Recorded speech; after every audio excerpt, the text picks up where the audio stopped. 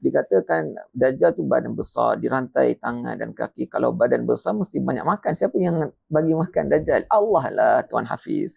Allah yang bagi makan.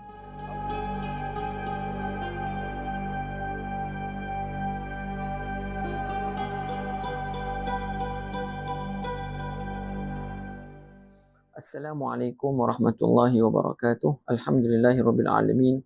Wassalatu wassalamu ala asyrafil anbiya'i wal mursalin sayyidina Muhammad wa ala alihi wa sahbihi ajma'in. Allahumma anfa'na bima 'allamtana wa 'allimna ma yanfa'una wa zidna 'ilman wa alhiqna bi ibadika salihin. Rabbi shrah li sadri wa yassir li amri wa hlul 'uqdatam min lisani yafqahu qawli, amma ba'd. Alhamdulillah, tuan-tuan dan puan-puan yang dirahmati Allah sekalian, semoga Allah Subhanahu wa taala merahmati kita dan menambahkan ilmu pengetahuan kita akan ilmu syariat, hukum ahkam Allah Subhanahu wa taala.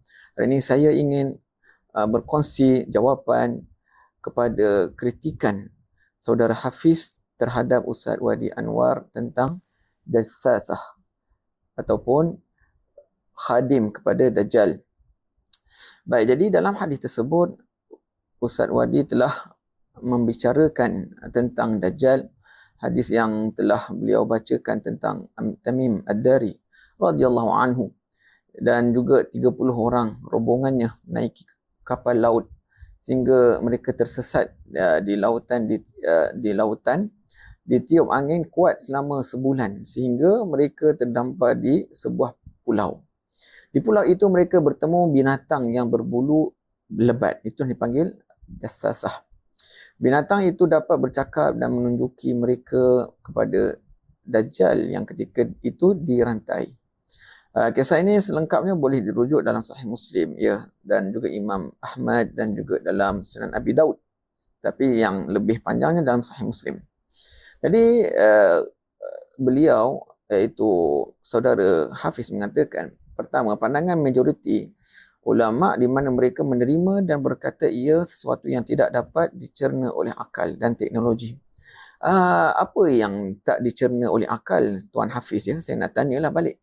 Kerana apa? Kerana tidak ada masalah kalau haiwan jassasah yang bulunya lebat bercakap dengan Tamim Ad-Dari dan rombongannya dan menunjukkan jalan kepada Dajjal. Kerana apa?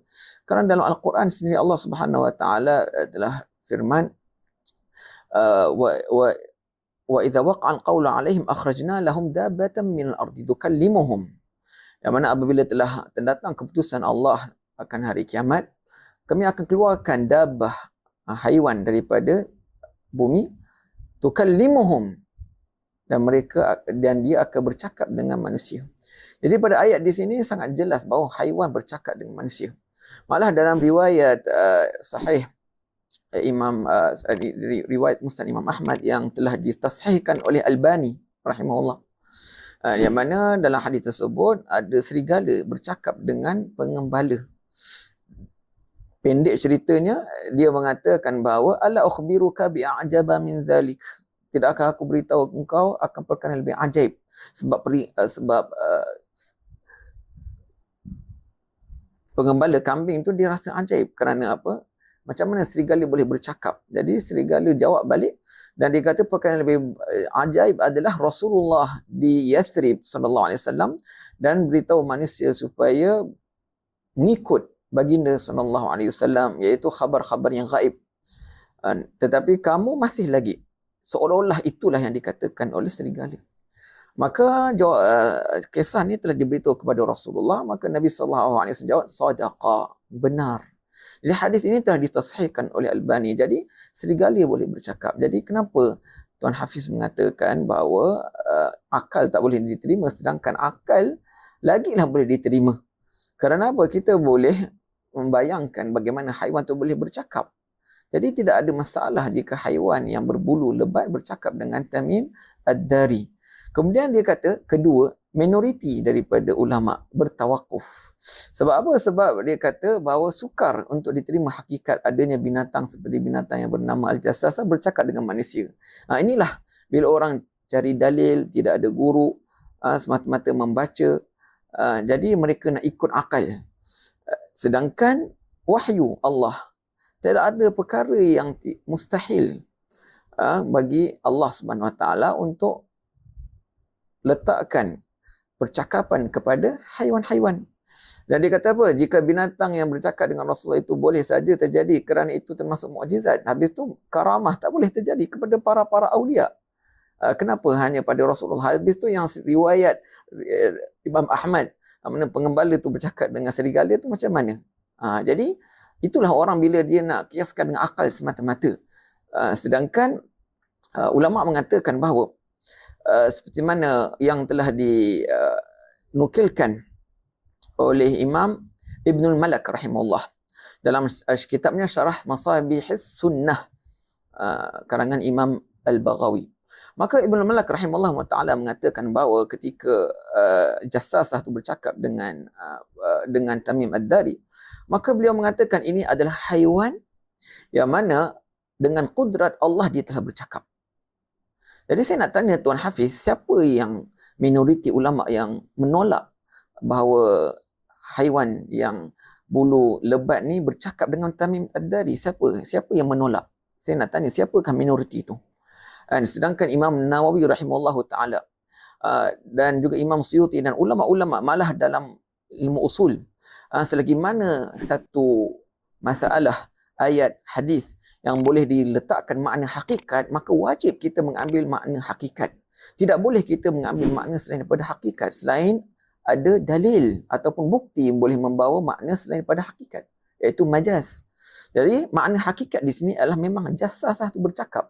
Jadi kenapa kita nak layan akal semata-mata sehingga kan nak beritahu hanya untuk Rasulullah sahaja? Habis tu para awliya yang bercakap dengan haiwan-haiwan lain tak boleh. Innallaha ala kulli syai'in qadir. Jadi tidak ada masalah. Kemudian dia kata apa? Kalau dikaji asal usul Tamim Ad-Dari, kemungkinan besar beliau berlayar di laut. Baik, itulah cerita. Jadi dia kata di sini ini beberapa kritikan matan terhadap hadis tersebut, bukan menolak Dajjal. Kerana dikata apa? Dikatakan Dajjal tu badan besar, dirantai tangan dan kaki. Kalau badan besar mesti banyak makan. Siapa yang bagi makan Dajjal? Allah lah Tuan Hafiz. Allah yang bagi makan. Allah yang bagi makan. Berapa banyak haiwan-haiwan dalam hutan? Siapa yang bagi makan mereka? Badan mereka membesar je. Jadi siapa yang bagi makan? Itulah Allah Subhanahu wa taala. Wa ma min dabbatin fil ard illa 'ala Allahi rizquha. Dajjal pun adalah daripada makhluk Allah yang Allah berikan rezeki kepada mereka.